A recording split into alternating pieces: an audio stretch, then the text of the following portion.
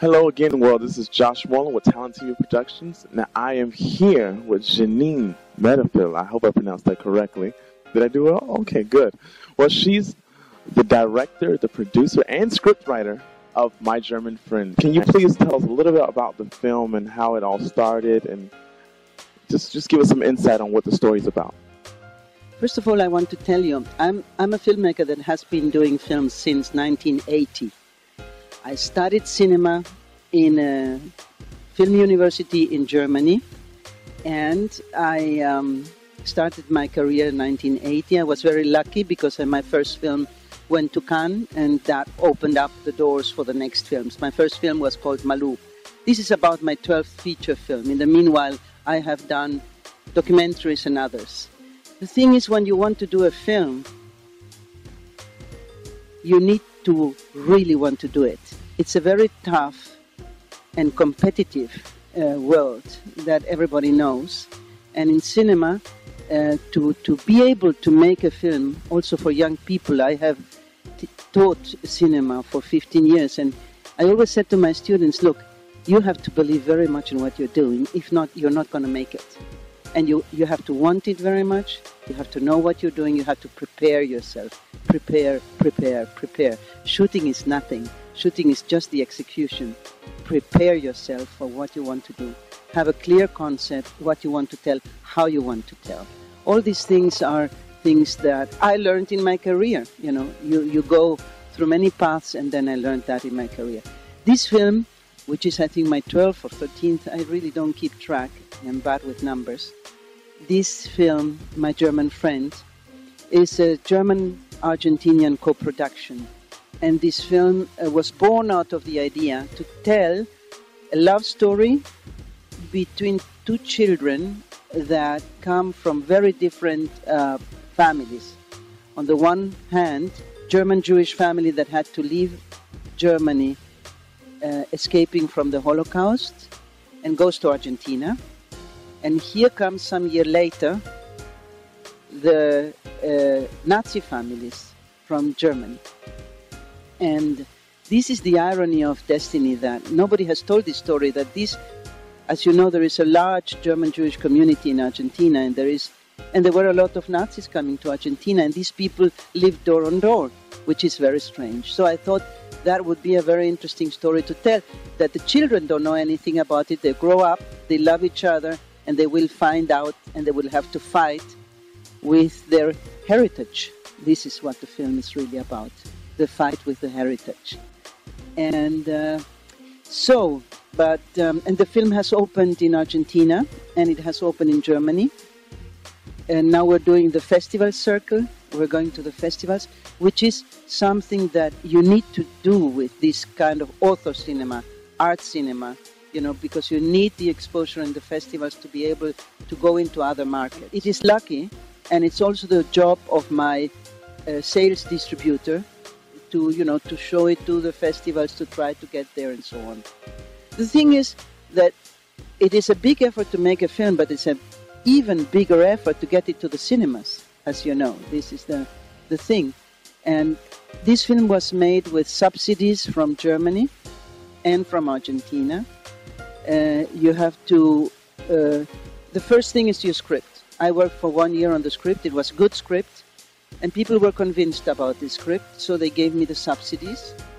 And then we started collecting the funds.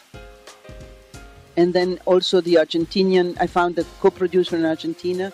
He got the funds from Argentina, and we started up. It was clear that we needed German and Argentinian actors, which we did.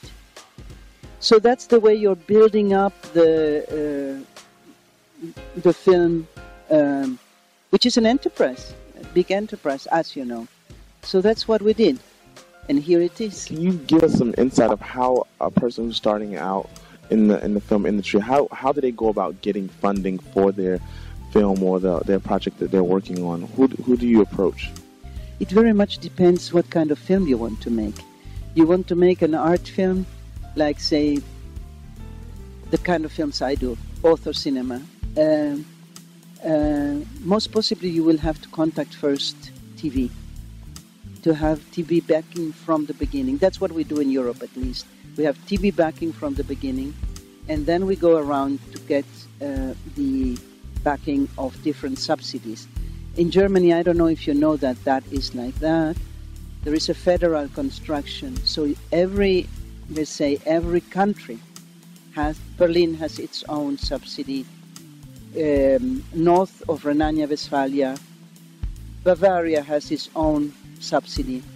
And what they will want from you is that you shoot there. That means that you spend some of the money they have given to you for the film there. So that's, you have to deal with that. Imagine, okay, my film is going to happen in Bavaria. I go to the Bavarian subsidies. I'm talking about Germany, which I know better. I don't know what you do in America. I think America is totally different, and I think it's tougher here. It's even tougher here to get started, and you need funding from private funding. Any other advice that you want to give children out there or upcoming filmmakers in your line of work? Believe in what you're doing and learn. Prepare yourself, check yourself, think what kind of film you want to do. Not only check the script and check every single line, if every single line makes a meaning, but check also how are you going to tell the story. Look at the films. We have 100 years of film history. Look at the films. Look how they tell stories. They told stories, the great masters, and learn from that. And look at the film not only one time. Look at it 2 times, 3 times. Look at the scene. Put the sound off. Just look at the image. And then only hear the sound. Understand what means sound for a film. Understand what means music for a film. Understand what means color. Understand what means directing actors. Here we go. This is much more complicated now. This you have to learn. When it comes to casting, how important is that to get the right person or the right people for those specific roles? I think any serious filmmaker will tell you that the 2 things that are basic for a good film is the script and the casting. Everything else is luck. But casting is absolutely important.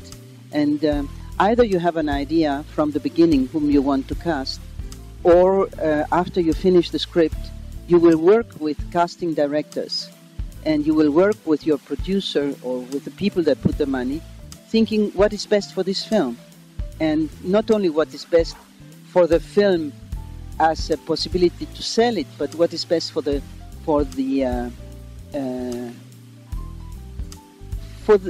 story to be told, you know?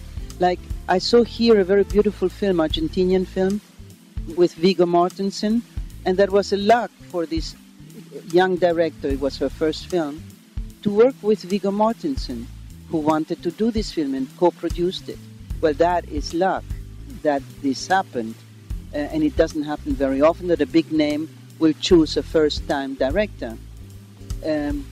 But you can try. When I made my first film, I went behind Ingrid Caven and other people, or Helmut Grimm, who had big names at the time in Germany. And I said, I have a script for you, And I went behind them till they said, yes, you have to fight for it. Well, thank you so much for your time, Jeanine. Oh, it's been such a pleasure. We love the story. I can't wait to see the film. It sounds very inspirational. It sounds like it's going to help a lot of it. From you telling me people were crying and things like that, so I'm quite sure it's emotional. I can tell you put your heart into everything that you do, and we love you for that. We love directors and filmmakers for that, because it's like, I'm an artist when it comes to drawing or just music itself, and I personally can't write a song without actually feeling it first. I have to feel it, and I put everything. I would take 2 to 3 months to just write one song, sometimes a year. So that's that. So I completely agree with you. Yeah, put the time. Exactly. Put all the time it needs. Don't get rushed by anything. Do your thing. Do your thing. What you believe in, and don't lie. Don't lie. Say the truth. That's so important.